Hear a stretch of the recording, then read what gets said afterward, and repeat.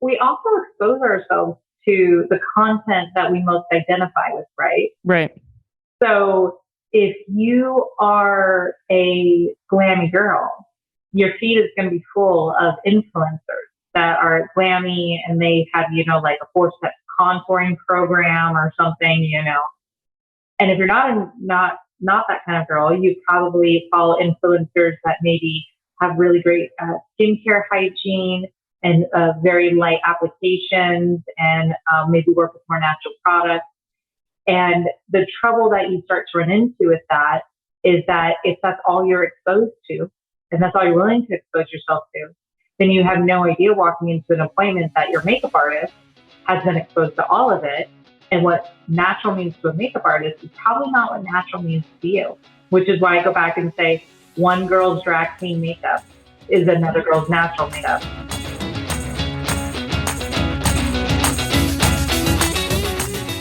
So on today's show, we have Amelia Cooper. She's been on the show before, but today we're going to talk a little bit more about what's beauty and what's beautiful to you. But first, I wanted Amelia to introduce herself. Hi, thank you so much for having me, Mackenzie. I'm excited to be here today. My name is Amelia Cooper. I own Amelia Co. Hair and Makeup. We are a 5-star rated hair and makeup agency here in fabulous Las Vegas. We've been around for about 10 years now. We just celebrated our 10-year anniversary, which we were super excited about. And I have been doing wedding hair and makeup since March of 2004. Awesome. Well, thank you so much for joining us. Thanks for having me. I guess let's just talk about beauty and what makes things beautiful or people.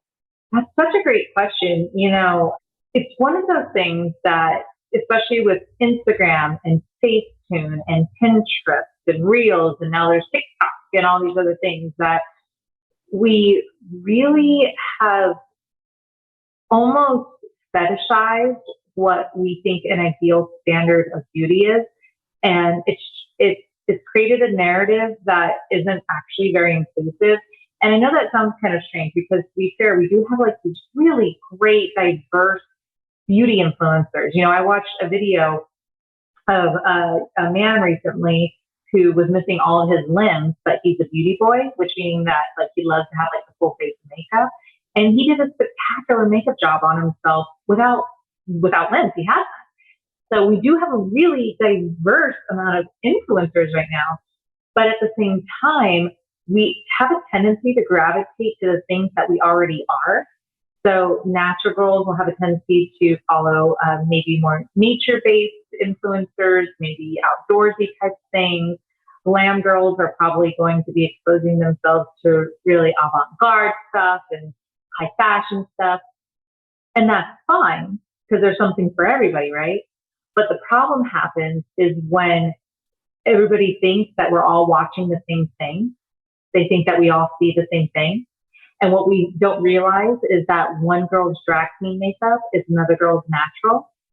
And when we start to assume that our way is the only way of approaching something, we run into issues.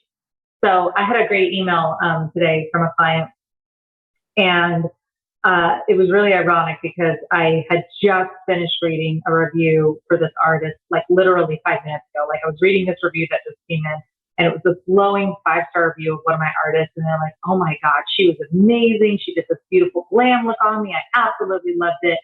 And 5 minutes later, I got an email from a completely different client that's saying, oh my God, it was absolutely terrible. It was too heavy. It was so much makeup. And it's like the perfect demonstration of one bride, like things extremely natural and extremely light. And so having a full face of makeup for her would feel very uncomfortable. And the girl who loves the full glam, like I'm a full glam girl. I don't wear my makeup wears me. And, I fall into more of that category. So if somebody puts light makeup on me, I would have the impression of, well, why did they even hire a professional makeup artist to do this? I could have done it myself. I could see that for sure. Yeah. So understanding that beauty is truly in the eye of the beholder and what we're exposed to and what we find beautiful, I think goes a long way to understanding that there isn't a necessary standard of beauty. And when it comes to booking hair and makeup for your big day, you need to be willing to communicate in layman's terms and not just make assumptions that this is the one way it's supposed to look and that's all there is. Because in my world, it could go 10 different ways. Right. You could do a full-on zombie, you know? I can do a full-on zombie, and I have for weddings. I remember back in, you'll probably get a kick out of this, but I remember back in 2012, 2013, Pinterest was like starting to become a cool thing, and everyone was so excited about it, and they were pinning their wedding looks. And then also at the same time, Kim Kardashian was becoming a thing, and everyone wanted to be Kim K. And we kept having brides. There was like 2.5, 3 years where we, like every other bride, would show us a photo of Kim Kardashian and say, I want to look really natural, just like this. Oh, that's great. And I remember, like, I had this look on my face. I was like, what? You know, like, natural? You show me a picture of Kim Kardashian? I don't think you know what that means. It's like the Princess Bride where you keep saying inconceivable. I would look at these two things and I was like, the words in your mouth don't match the words, the pictures coming out of your phone. Inconceivable. I don't know if you know what that means. And it took a while to like help brides understand that Kim K is not natural. She just wears natural colors. But right. Natural colors. That's actually a perfect point. Yes, she might wear brown or something. Brown. But she wears so much of it.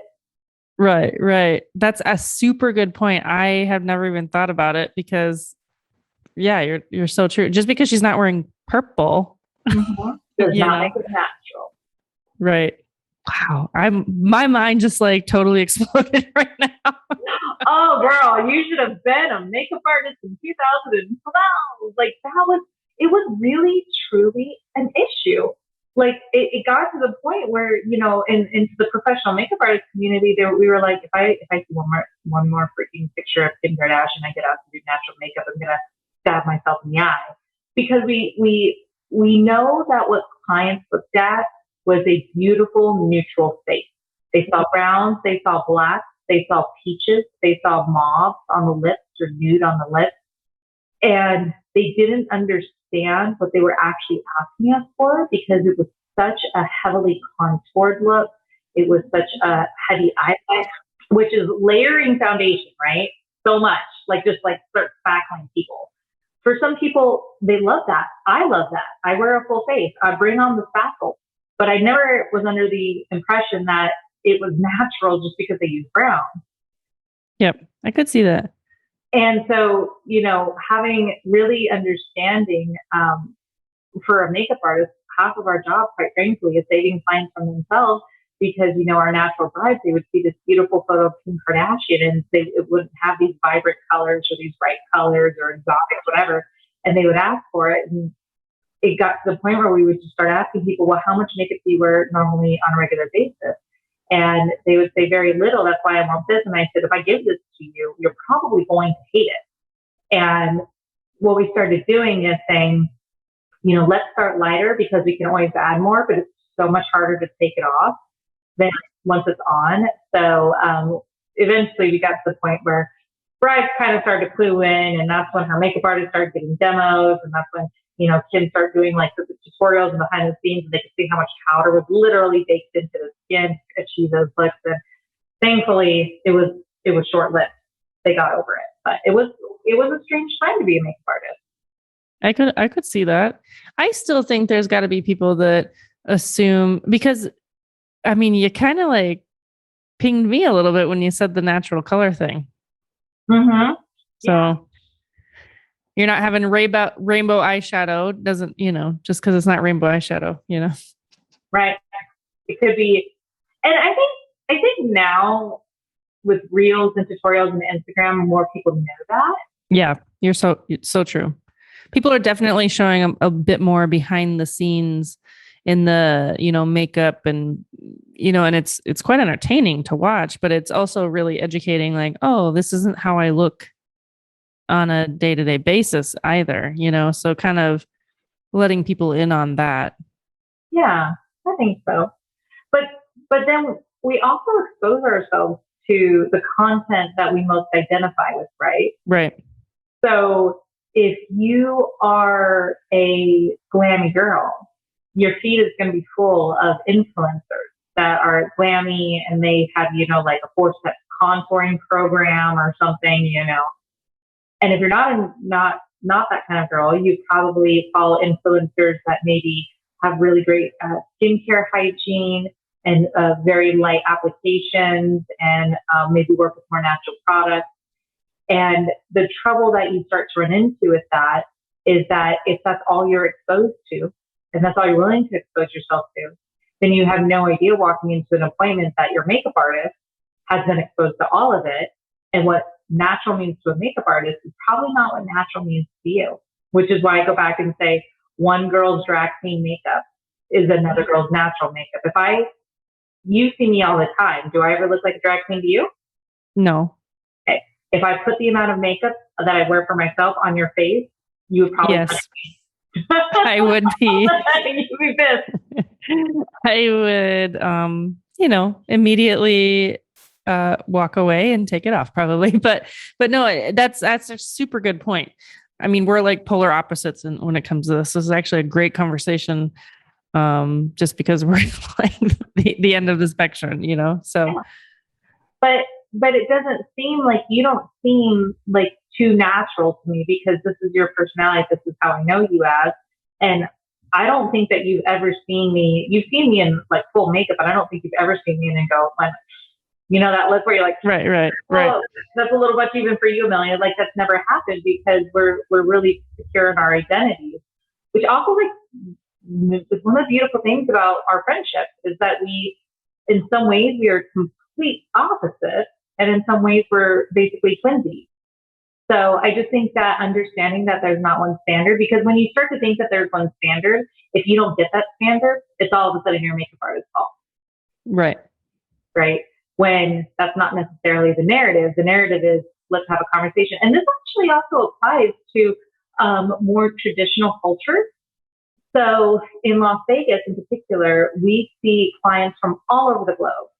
We have we've done Hindu, South Asian, Indian Hindu ceremonies, and we have done Chinese ceremonies, which, by the way, I have a great story of that. I actually was at a wedding last week, and the entire time we were getting ready, the girls were playing country music, and then all of a sudden they started talking about the tea ceremony, which in traditional Chinese culture, they have a tea ceremony prior to the actual wedding ceremony with their elders, respect with their parents. And I just had this moment where I looked at the bride and I said, I don't think I've ever heard the word tea ceremony said to the soundtrack of country music. It was such a unique experience for me. But it was cool. It was cool. This couple was so great. But anyways, going back to what I was saying, depending on where you come from and depending on what the expectations of your ethnicity, your nationality, your culture, beauty standards are going to change. So Korean style makeup is really, really big right now. A lot of other Asian cultures are wearing what is trending as Korean style makeup, which is completely different than the beauty. And they don't like to wear, they like to look young. That's their big thing is they like to look very young. They like perfect baby porcelain skin. They like big round eyes. That's more of that Korean style makeup. Whereas if you go to the opposite side and you go over up into India, it's vibrant. It's like as vibrant as can possibly be. And it's lavish and there's so much of it. And if you took traditional Hindu, South Asian, Indian makeup and you put it on a Western American bride, she'd probably punch you in the face. Because all of our standards of beauty are completely different. And that's what makes work so great to live in. We have so much diversity and that's great. And I think that one of the gifts that we can all give ourselves as women is recognizing that there's no one right way to do beauty. And that means that we really need to communicate what we find beautiful. Because if we don't, your artist or whoever it is you hire, maybe what they find beautiful may not be the same. Right. That's super true. So kind of the moral of the story when it comes to makeup for your wedding, primarily, is communication. Mm-hmm. And photos. And photos and communication. Because the language around it might be different for different people too. Oh, for sure. Absolutely. Yeah. All right. Anything else you'd like to add? No, I think that's it. Bring photos. And if your makeup artist says, wow, that's a lot of makeup when you show her something you think is natural, believe her. Got it. Or him. Or him. Or them. Or them. Yes. All right. Well, thank you so much, Amelia. Appreciate being on the show. And tell us how we can find more about you. Well, thank you for having me, Mackenzie. You can find us on our website, amelia-c.com. That's AMELIA hyphen the letter C.com. Or if you're on the gram, like most of us are, you can follow us at Amelia C and Co. That's AMELIA, the letter C, ANDCO, Amelia C and Co on Instagram. We hope to see you there. All right. Thanks so much. Of course. Thanks for having me. Talk to you soon. Bye.